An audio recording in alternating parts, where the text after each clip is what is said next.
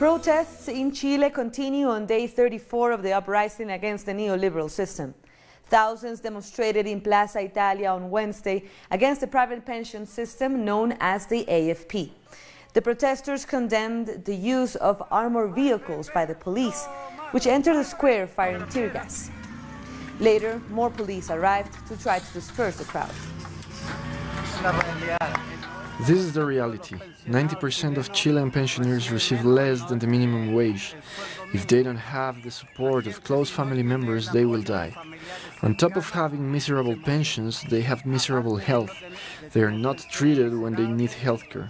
Senior citizens in Chile may become even poorer and not be able to retire at all. A lot of people in their 70s and 80s are now cleaning the streets because they don't have enough to eat. That is the reality. Chile's police chief says he has ordered his forces to stop using rubber bullets during demonstrations. The intervention came after a university study revealed that these bullets were only 20% made of rubber. The remainder comprised silica, barium sulfate, and lead. The Chilean Ophthalmological Society said it had reported over 220 cases of severe eye injuries caused by these bullets during demonstrations. The police chief, Mario Rosa, says he has sought clarification from the manufacturer and commissioned independent studies from within and outside of Chile. Our correspondent, Leonel Retamal, has more from Santiago. Acción coordinada por Carabineros. Carabineros have emptied Plaza Italia in Santiago with use of tanks, tear gas, water cannons and a massive deployment of riot police. Their goal is to take possession of the square and prevent people from continuing to demonstrate here. After a confrontation, we were able to return here, but we must announce that police attacked our team earlier in the day, preventing us from doing our work. As you can see, there are police behind us who are preventing the entrance to Plaza Italia. After having dispersed a large amount of protesters, roadblocks have also been set up around the plaza to prevent access. Wednesday also marked the second day of a 48-hour strike called by public sector workers, who condemned the repression and joined demands of the Chilean people for a constituent assembly. That was Leonel Retamal from Chile. Organized indigenous communities in Bolivia marched into Sencata on Wednesday after demonstrators against the de facto government were massacred there earlier in the week. Indigenous movements from North Potosí denounced the killing. At least 7 protesters were shot dead by the police and army, and dozens more were wounded as they blocked the Sencata fuel depot near El Alto in a protest against the coup in Bolivia. Some of the victims were shot from army helicopters flying overhead. From the Sencata Church in La Paz, our correspondent Freddy Morales has more. We are here in the Sencata Church, where the autopsy of the 7 victims has been carried out. They were killed during clashes between security forces and protesters on Tuesday, when authorities had retaken the Sencata fuel depot, which is just a block away from this church. We are now joined by the Ombudsman for La Paz. Good afternoon. Could you tell us the latest update on the situation? ¿Cuál es la información más reciente con la que contamos, por favor? Muy buenas tardes a Telesur. Good afternoon. Until now, the number of victims are the 7 people here at the church plus 2 others. Thanks to the autopsy, we could verify this morning that these 2 people were shot dead with bullets. So until now, only 2 autopsies have been completed? Yes, one in La Paz, and we have brought here the second corpse. The report of the first corpse autopsy hasn't been given to us yet, and we will have to wait to take a look at the second corpse's report till they complete the autopsy for the 7 other victims.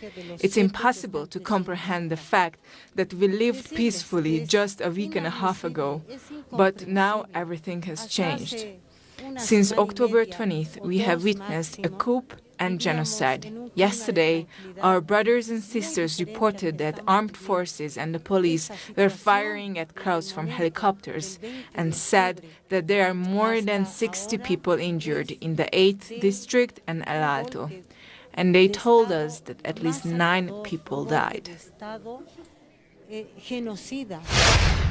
Meanwhile, the Bolivian Senate has approved a draft resolution that will reshuffle members of commissions and committees for the 2019 and 2020 legislature, as the de facto government seeks to call elections. Our correspondent Alejandro Kirk has the latest from Bolivia's Congress. A plenary meeting of the lower chamber of the Legislative Assembly of Bolivia has just finished a meeting here, in which new leadership of the chamber was elected with the participation of all factions of this chamber, which had never met before since the coup that took place last week on November 11th. The importance of this is they are going to discuss the call for new elections within 90 days from now. This is a very delicate process because there is a new government, a de facto government in place, which was willing up to today to send its own decree to call for elections and appoint itself the members of the Electoral Council. Well, now this is the work that the Parliament is taking over now. Both the Senate and the deputies are discussing projects that have to be a project by the government and another by the socialist movement of President Evo Morales. They have to put together a law that will rule the new election and the composition of the Electoral Council. This is supposed to solve the crisis that's taking place in Bolivia. Alejandro Kirk from La Paz. The Organization of American States passed a resolution to push for elections in Bolivia as soon as possible. The 5-point resolution tabled by Colombia and Brazil passed with 26 votes in favor, 3 against, 4 abstentions and 1 absence. The organization played a pivotal role in facilitating the coup in Bolivia, saying that there were irregularities in the electoral process on October 20th, without providing any proof. It has come under criticism by bodies such as the Center for Economic and Policy Research for driving the crisis in the country.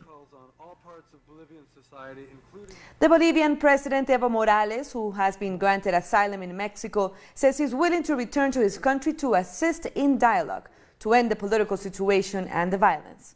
He also expressed confidence that a truth commission will show the key role the OAS played in the coup. And that's why we're proposing a truth commission with other institutions to show how the OAS effectively joined in supporting the coup.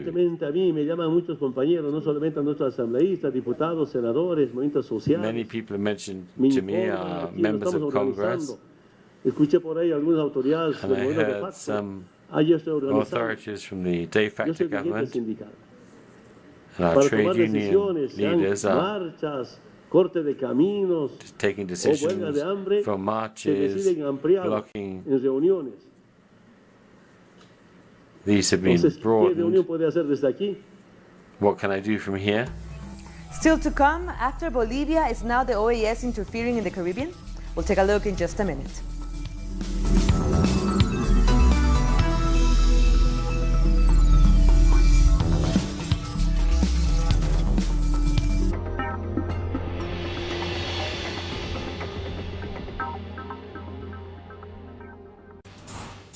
Innovation, science, the technological breakthrough, and its influence in society. Viajeros del saber, el futuro está aquí. Atomen. Monday, only on Telesur.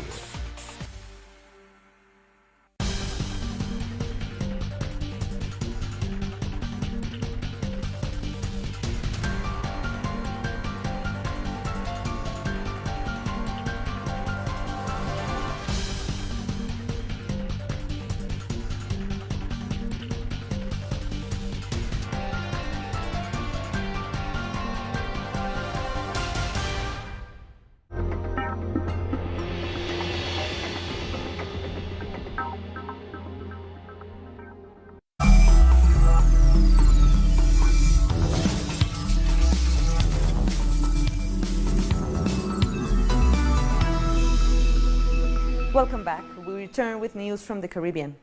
Hundreds of Haitians took to the streets of Port-au-Prince calling for the resignation of President Jovenel Moïse on Wednesday. The protesters have been calling on Moïse to step down for 2 months over corruption allegations, fuel shortages and high inflation. More than 40 people have been killed and dozens injured, while schools, public offices and businesses remain closed. We can't suffer any longer. We live in a place where there are no roads, there's no water, there are no hospitals, there is nothing. Everything is blocked in this country. We are saying that this is impossible. That's why we are in the street. We're going to stay in the streets every day.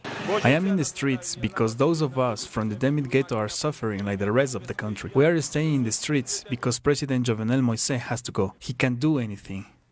The Dominica Labour Party says it is ready for Decision Day on December 6.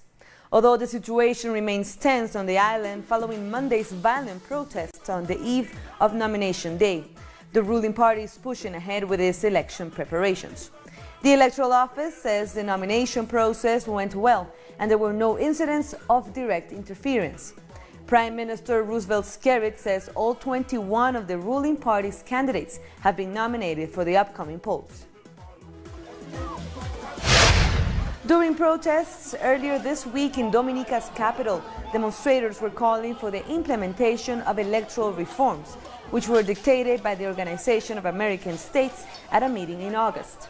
Critics have accused the organization of meddling in Dominica's affairs. In a recent tweet on the heels of the demonstrations, OAS Secretary General Luis Almagro has called for an observer mission for Dominica's upcoming election. Barbados Prime Minister Mia Mottley has described the past 2 days of island-wide power outages as unacceptable, and she's vowed to get to the bottom of the problem. The Barbados Light and Power Company had suffered engine failure early on Monday that knocked out power to much of the island. Even though there have been attempts to repair them in the past, and even though the life of those repairs may take them for another year or two, that is not acceptable. This government must give investors, must give Barbadians, must give school children, must give pensioners, must give everyone the comfort that the things to which we have become accustomed with respect to access to light, access to water, access to all other basic services that have been compromised over the course of the last decade must be returned to normalcy, and not only normalcy, but to standards that become the envy of not just the region, but the world. With the participation of more than 300 delegates from 26 countries, the 7th International Meeting on Agroecology and Sustainable Agriculture is taking place in Cuba. The event aims to promote the exchange of knowledge on food production through agroecological practices. The World Forum on Agroecology includes tours of the Cuban countryside. For this reason, agroecologists and campesinos from 10 countries arrived at the Marta farm, an agroecological family project in Caimito, about 30 kilometers from Habana. Fernando Funes explains the agroecological strategy of Cuba and his farm, but first he presents the products he gets from the land, like arugula, lettuce, chard, chicory, spinach, and peppers. For me, what these systems promote is food sovereignty. With the principles that we have learned here, and with organoponic orchards, we can share this knowledge to promote an adequate habitat for a dignified life in El Salvador, Honduras, and Guatemala. A doctor in ecological agriculture shows the harvest of the day, with the authority that his theoretical and practical experience give him. He assures that agroecology is not at odds with modernization, nor with new technologies, adding that it is necessary to integrate resources, water, energy, and nutrients to adapt to climate change. But above all, change mentalities to achieve a balance with nature. In spite of everything that happens with my government, we support the Cuban people in their struggle in agroecology. What is happening with the campesino movement in regards to seed autonomy and the practices of their traditional agriculture, we can exchange ideas. Things that I have seen here in this farm, I can apply in the farms that we have in California. 8 years ago, this farm had no water or electricity. The soil was rocky and of low fertility. Residents made this well, and they activated the soil, applying organic matter.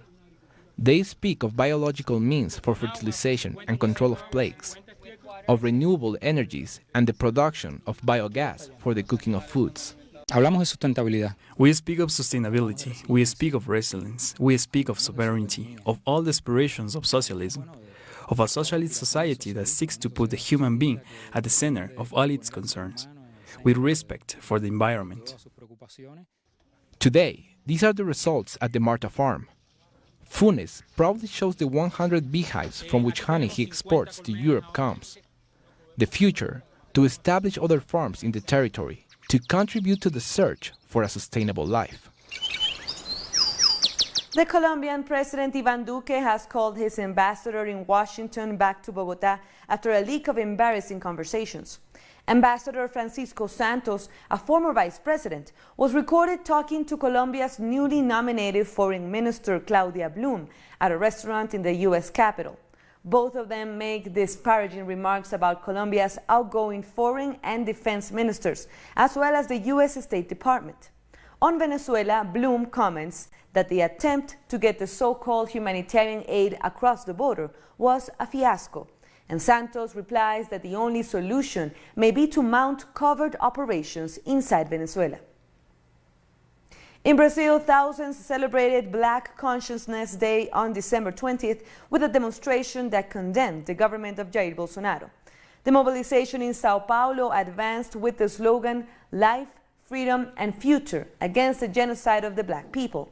Statistics show that the longevity of a Caucasian person is 20 years longer than that of an Afro-descendant. They also denounced inequalities promoted by Bolsonaro's far-right government. They also held an event to pay tribute to heroes in the struggle for the rights of Afro-Brazilians. Our correspondent in Sao Paulo, Ignacio Lemos, has more details. Brazilians commemorated the Day of Black Conscience on Wednesday, a special day established during the government of Luiz Inácio Lula da Silva in honor of Afro-Brazilians. Diverse sectors from Afro-Brazilian society gathered in Paulista Avenue in Sao Paulo. One of the main points of this demonstration is the end of the genocide against the black population of young people living in the sidelines, in the slums, and the poorest sectors of Brazilian cities. Justice is also demanded for the murder of Rio Councilwoman Marielle Franco, as more alleged links between far-right President Jair Bolsonaro and her murderers continue to surface. Finally, protesters demand that access to higher education for all be defended, as the government continues to implement budget cuts to the education sector. Ignacio Lemos from Brazil. After this break, we hear from the UK, where Jeremy Corbyn has just launched the Labour Party manifesto. Don't go away.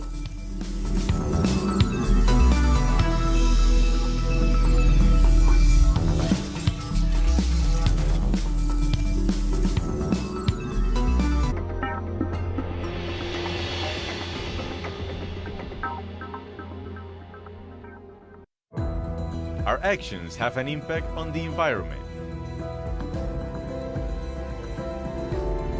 It's our responsibility to change for the sake of our planet. Let's be part of this transition. Watch, preserve, and protect your Earth. Green Zone. Wednesdays, only on Telesur.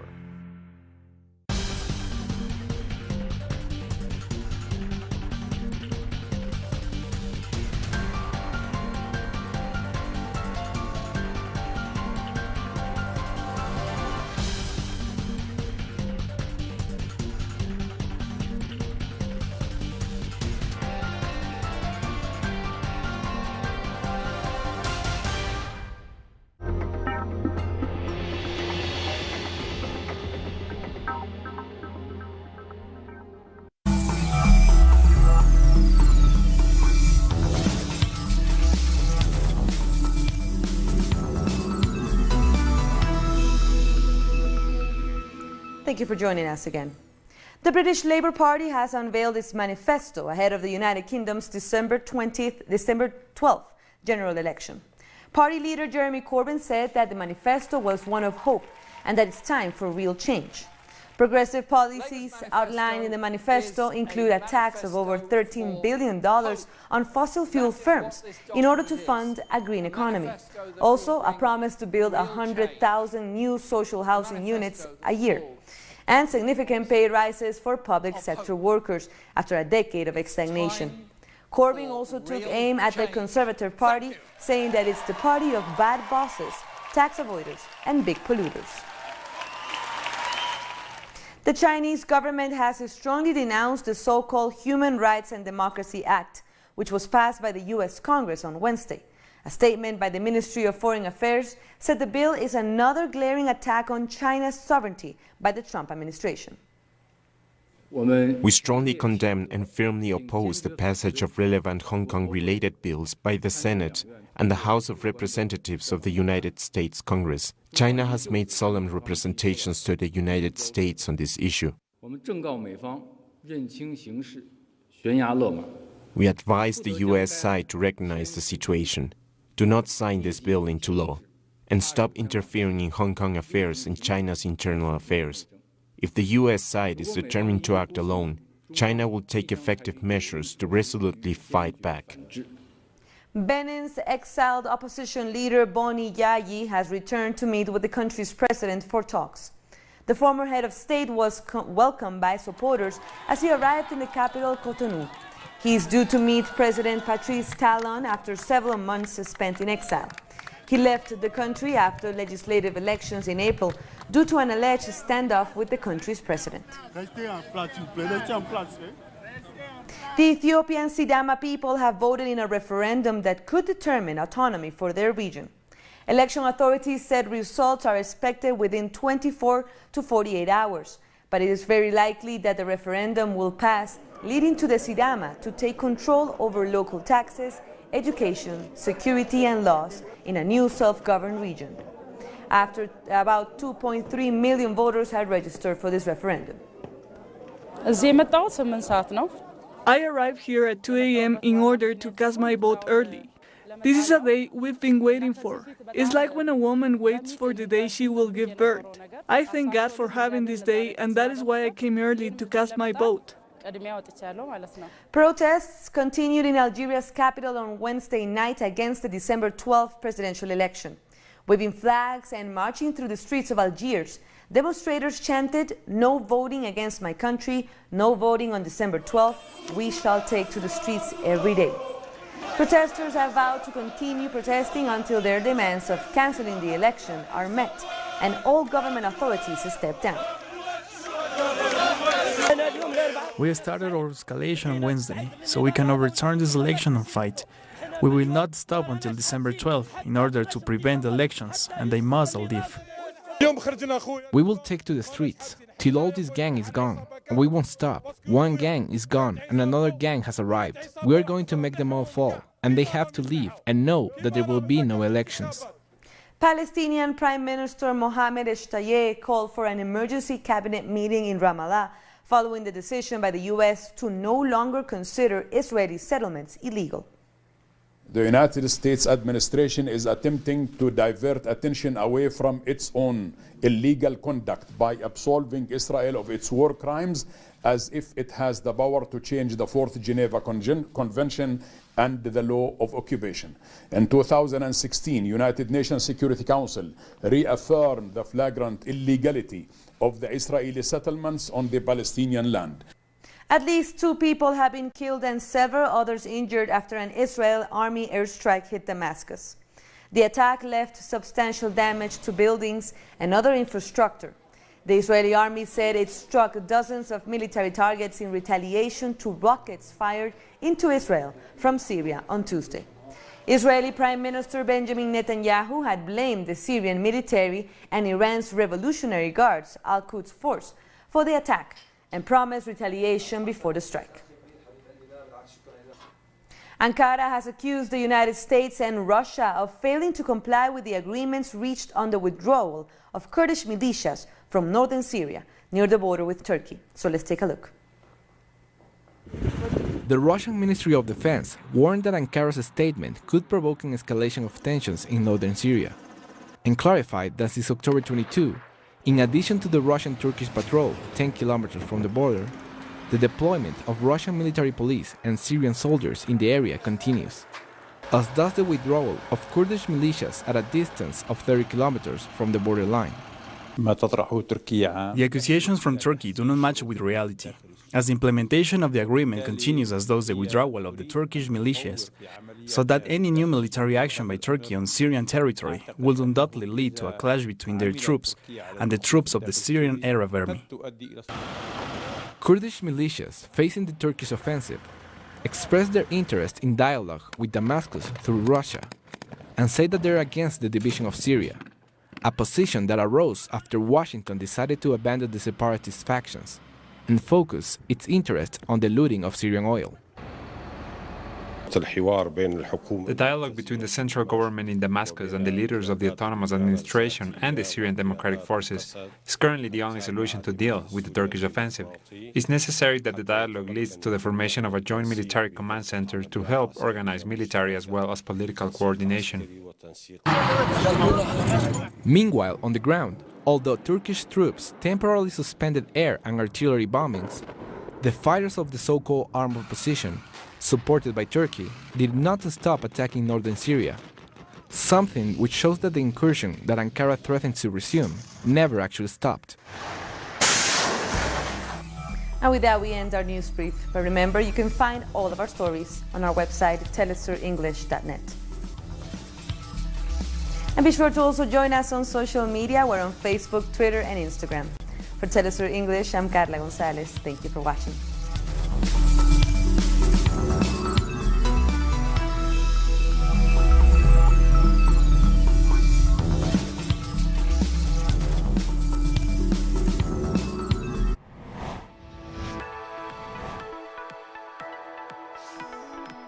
Discover the cultural diversity that defines a continent. The place where art and tradition are part of the same nucleus. Artistic expressions,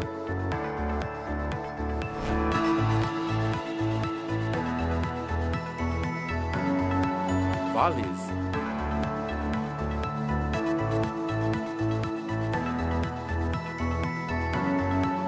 passion, and more.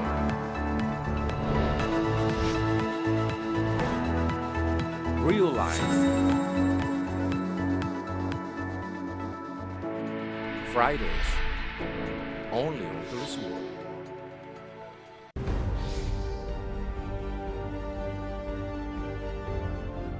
Acompañamos a los pueblos que resisten en cada una de sus luchas. Somos esa ventana que se abre para visibilizarlos entre fronteras.